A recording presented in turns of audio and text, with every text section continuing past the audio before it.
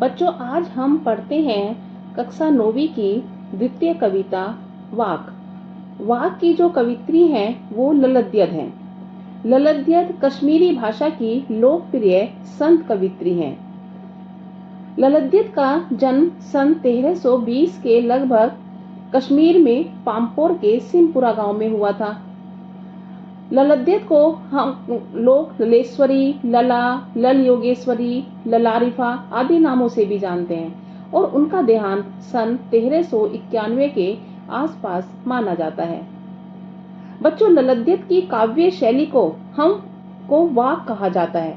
जिस तरह हिंदी में कबीर के दोहे, रहीम के दोहे, मीरा के पद और तुलसी की चौपाई, रसखान के सवैये प्रसिद्ध हैं, उसी तरह ललद्यद के वाक प्रसिद्ध हैं। उन्होंने अपने वाकों के जरिए ही जाति और धर्म की संकीर्णताओं से ऊपर उठकर भक्ति के ऐसे रास्ते पर चलने पर जोर दिया जिसका जुड़ाव जीवन से हो। उन्होंने धार्मिक आडंबरों का विरोध किया और प्रेम को सबसे बड़ा मूल्य बताया। लोक जीवन के तत्वों से प्रेरित ललद्यद की रचनाओं में तत्कालीन जो पंडिताओं भाषा संस्कृत और दरबार के बोझ से दबी फारसी के स्थान पर जनता की सरल भाषा का प्रयोग हुआ है।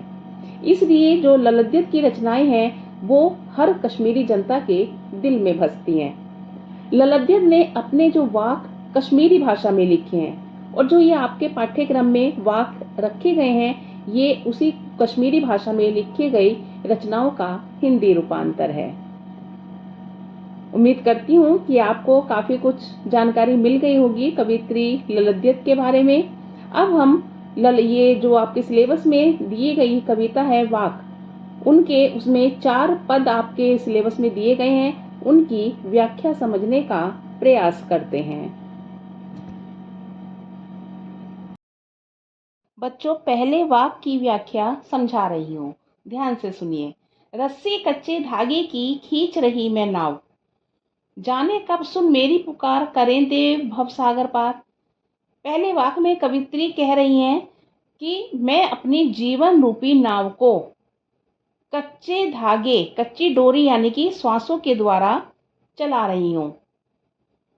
यानी कि वे इस इंतजार में अपनी जिंदगी काट रही हैं कि कभी ना कभी तो प्रभु उनकी पुकार अवश्य सुनेंगे और करें देव भवसागर पार, और उनकी जीवन रूपी नाव को इस संसार रूपी भव सागर से पार करेंगे। उन्होंने अपने शरीर की तुलना मिट्टी के कच्चे सकोरे से करते हुए कहा है कि जिस तरह से कच्चे सकोरे में से पानी रिसता रहता है। बच्चों, कच्चा सकोरा होता है जो मिट्टी का बना हुआ, जिसमें चाय पी जाती है, तो उसमें जो है अगर पानी भर दो तो पानी रिसता रहता है।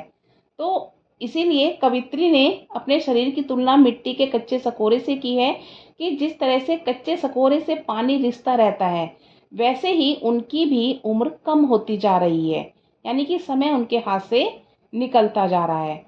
और प्रभु के से मिलने के लिए वे जितने भी प्रयास कर रही हैं वो सभी विफल हो रहे हैं।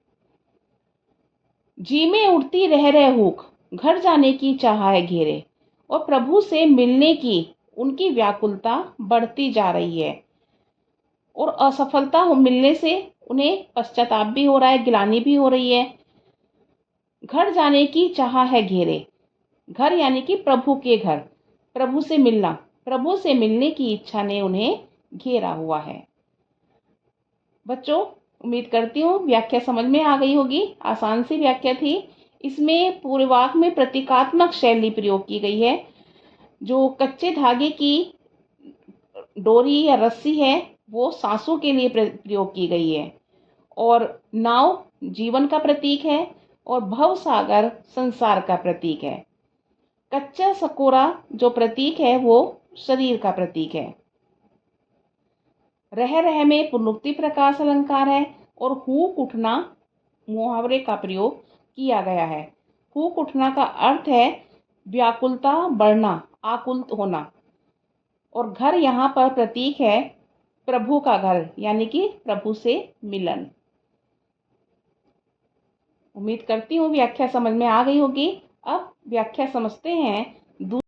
दूसरा वाक है, खा खाकर कुछ पाएगा नहीं, न खाकर बनेगा अहंकारी। सम खा तभी होगा समभावी, खुलेगी सांकल बंद द्वार की। दूसरे वाक्य में कवित्री कह रही हैं कि खा खाकर कुछ पाएगा नहीं, अर्थात खा खाकर मतलब है सुख सुविधाओं को भोग कर, यानी कि भोग उपभोग में लिप्त रहने से तुझे प्रभु की प्राप्ति नहीं हो सकती। और ना खाकर बनेगा अहंकारी। ना खाने का मतलब है सांसारिक सुखों को पूर्णतः त्याग कर, कठिन तपस्या का मार्ग अपनाकर तेरे अंदर अहंकार आ जाएगा। अर्थात अगर तू मनुष्य को उपदेश देते हुए कवित्री कह रही है कि अगर मनुष्य सांसारिक सुखों में लिप्त रहेगा तो उसे कुछ भी हासिल नहीं होगा, और अगर मनुष्य सांसारिक सुखों को पूर्णतः त्याग कर कठिन तपस्या का मार्ग अपना लेगा तो उसके अंदर अहंकार आ जाएगा। इसलिए सम खा तभी होगा समभावी, खुलेगी सांकल बंद द्वार की। इसलिए तो इन दोनों के बीच का मार्ग अपना, मध्यम मार्ग अपना। और मध्यम मार्ग क्या है? अर्थात सांसारिक सुखों को भोगते हुए भी अपनी इंद्रियों को वश में रख। जो आंख, नाक, कान, मुंह इंद्रियां होती हैं 5, उनकी बात कवित्री यहाँ पर कर रही है कि सांसारिक सुखों को भोगते हुए भी, यानी सांसारिक सुख भी भोग, परंतु इसके साथ साथ अपनी इंद्रियों को अपने वश में रख। उससे ईश्वर के बंद द्वार की सांकल तेरे लिए खुल जाएगी, अर्थात तुझे प्रभु की प्राप्ति हो जाएगी। इन पंक्तियों में खा खाकर का अर्थ है सांसारिक सुखों को भोगना, और ना खाकर का अर्थ है सांसारिक सुखों को पूर्णतः त्याग कर कठिन तपस्या या हठ योग साधना का मार्ग अपना लेना। और सम का अर्थ है इन दोनों के बीच का मध्यम मार्ग अपनाना। यहाँ संतुलन की महत्ता बता रही है कवित्री, यानी कि दोनों के बीच का रास्ता। और सांकल बंद द्वार की प्रभु से मिलने का प्रतीक है। उम्मीद करती हूँ व्याख्या समझ में आ गई होगी। आसान सी व्याख्या थी। तीसरा वाक्य है, आई सीधी राह से गई न सीधी राह, सुषुम सेतु पर खड़ी थी बीत गया दिनहा।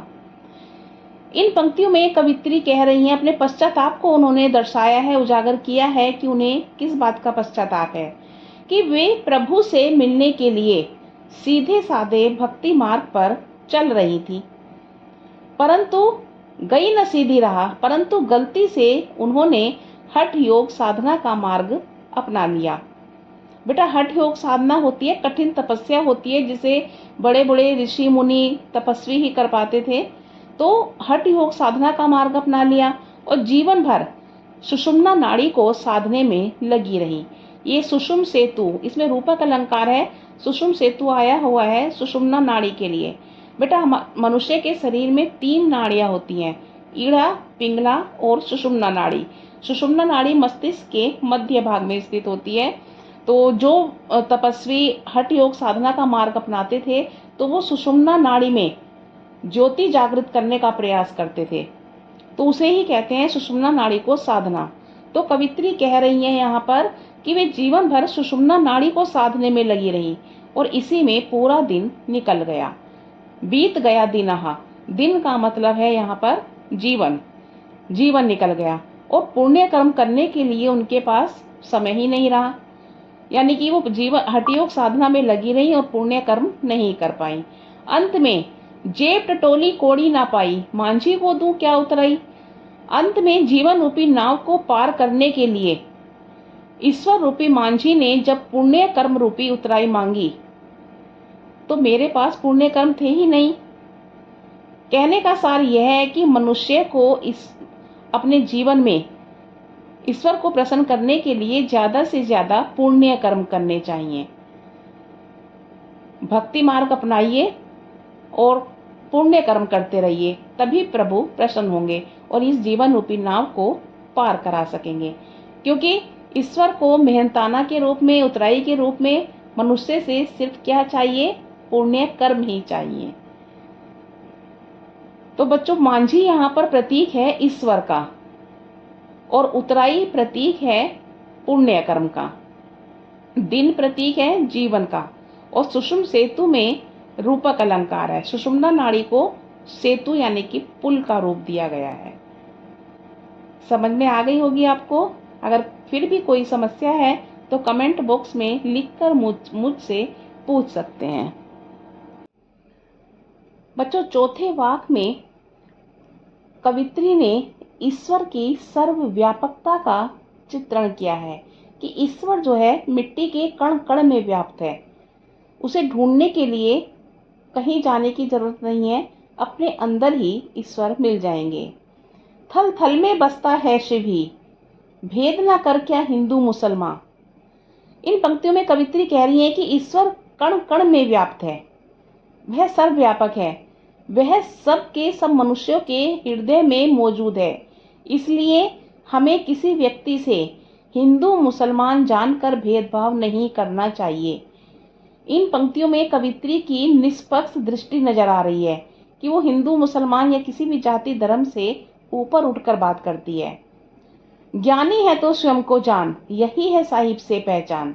अगर तुम ज्ञानी हो तो स्वयं के अंदर झांककर अपने आप को जानना चाहिए, अर्थात आत्मचिंतन करके अपने अंदर की बुराइयों को बाहर निकाल दो, तो तुम्हारी ईश्वर से पहचान हो जाएगी, अर्थात परम परमात्मा की प्राप्ति हो जाएगी।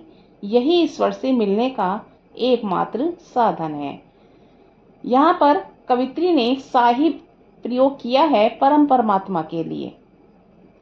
और थल थल में बसता है शिवी, उनके जो शिव है वो कौन है? परम परमात्मा है, जो कि हर मनुष्य के हृदय में बसे हुए हैं।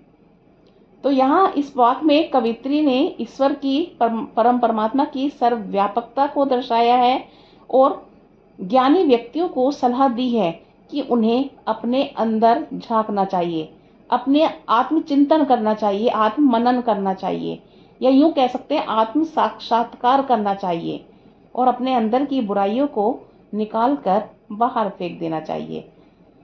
तो उसकी परम परमात्मा से स्वयं ही मुलाकात हो जाएगी, मिलन हो जाएगा। उम्मीद करती हूँ बच्चों तुम्हें इन चारों वाक्यों की व्याख्या समझ में आ गई होगी। अगर फिर भी कोई भी आपकी का प्रश्न है तो कमेंट बॉक्स में लिखकर मुझसे पूछ सकते हैं। मैंने कोशिश की है कि इन वाक्यों का भाव और शिल्प दोनों साथ साथ बताने का प्रयास करूं। फिर भी अगर आपकी कोई भी समस्या है तो आप मुझसे पूछ सकते हैं। धन्यवाद।